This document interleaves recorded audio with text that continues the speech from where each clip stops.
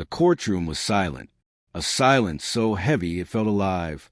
Reporters leaned forward in their seats. Families of the victims clutched each other's hands, their eyes fixed on a man at the defense table. Deputies stood ready, their hands resting near their belts.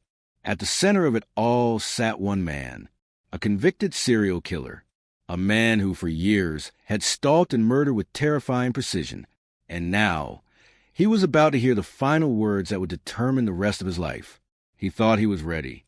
He thought he was untouchable. But within moments, he would collapse. His name was Daniel Clay. Outwardly, he had lived an ordinary life. 36 years old, a mechanic in a small Midwestern town. To neighbors, he was polite, helpful, even quiet. But beneath that mask of normalcy was something darker. Between 2007 and 2013, Daniel Clay committed a string of murders that left investigators baffled. Women would vanish from late-night diners, bus stops, or dimly lit parking lots.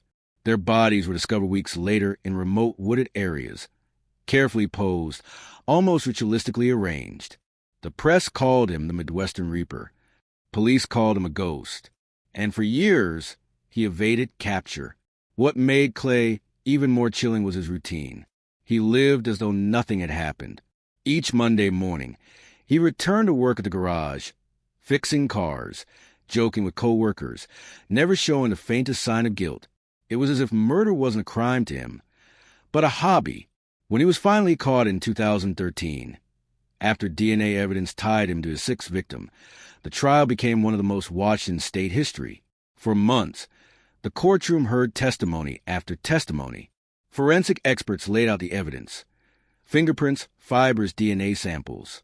Survivors, those who narrowly escaped, describe encounters with a man whose voice and face they would never forget. But what chilled observers most was Clay himself. Throughout the trial, he showed no remorse, no flicker of guilt. He sat calmly, taking notes, occasionally smirking as the prosecution described his crimes in detail. When one victim's mother sobbed on the witness stand, begging the jury to remember her daughter's smile, Clay tilted his head and smiled back. That image would haunt her forever. By the end of the trial, the jury deliberated for less than 4 hours. The verdict was unanimous, guilty on all counts. And so the day came, the day Daniel Clay would learn his fate. The courtroom was packed, every seat filled, every hallway crowded with people eager to witness the moment justice was delivered. Sheriff's deputies lined the walls, more than usual, just in case the killer decided to pull something desperate. Clay entered wearing a plain, orange jumpsuit. His wrists were shackled. Even then, he carried himself with the same eerie calm he had shown during the trial. He sat beside his attorney, glancing occasionally at the press cameras, as though he enjoyed the spotlight. But beneath that calm surface, something was shifting.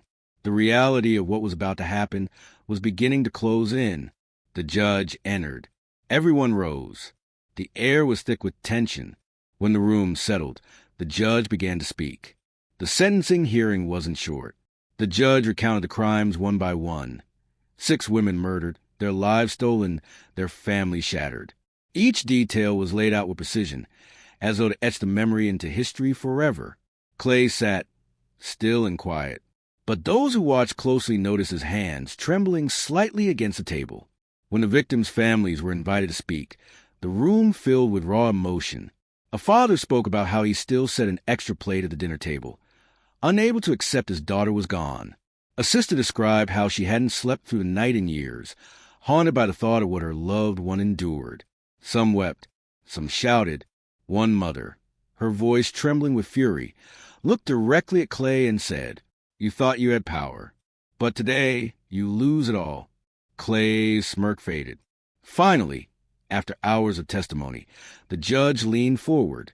The room went still. "Daniel Clay," he began, his voice steady, "you have been convicted on 6 counts of first-degree murder. Each life you took was precious, each act deliberate and cruel. This court has a duty not only to punish you, but to protect society from you. Therefore, it is a judgment of this court that you be sentenced to life in prison without the possibility of parole." The words hung in the air. Life without parole. For the first time, Daniel Clay's mask cracked. His chest rose and fell rapidly. His lips parted, as if searching for air. And then it happened. His body buckled. He lurched forward in his chair, hands gripping the edge of the defense table. Deputies rushed in as he gasped for breath, his face draining of color. Within seconds, he collapsed onto the floor, shackles clanging against the tile. Gasps echoed across the courtroom. The victim's family stood frozen, watching the man who had stolen so much suddenly crumble under the weight of justice. Deputies called for medical staff. Clay lay motionless, his breast shallow, his eyes wide with shock. The man who once strutted through life as if untouchable was now reduced to a trembling figure on the courtroom floor. Paramedics revived him minutes later. He was conscious, but weak. Some whispered that his collapse wasn't physical at all, but psychological. The sudden realization that he would never again see the world beyond prison walls had crushed him in an instant. He was escorted out, this time barely able to stand. The families of the victims looked on. Some wept, not from sorrow, but from relief. Others whispered prayers of thanks. One mother, the same who had spoken earlier, said softly, "Now he knows what it feels like to lose everything." Courtrooms are meant to be places of order, places where justice is delivered through words, not violence. But in that moment, when Daniel Clay collapsed, the courtroom became something else. It became a stage where the mask of a killer finally slipped.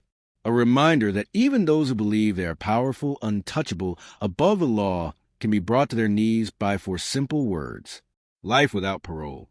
And while no sentence could ever bring back the lives he had taken, for the families left behind, witnessing his collapse was the closest thing to closure they might ever receive.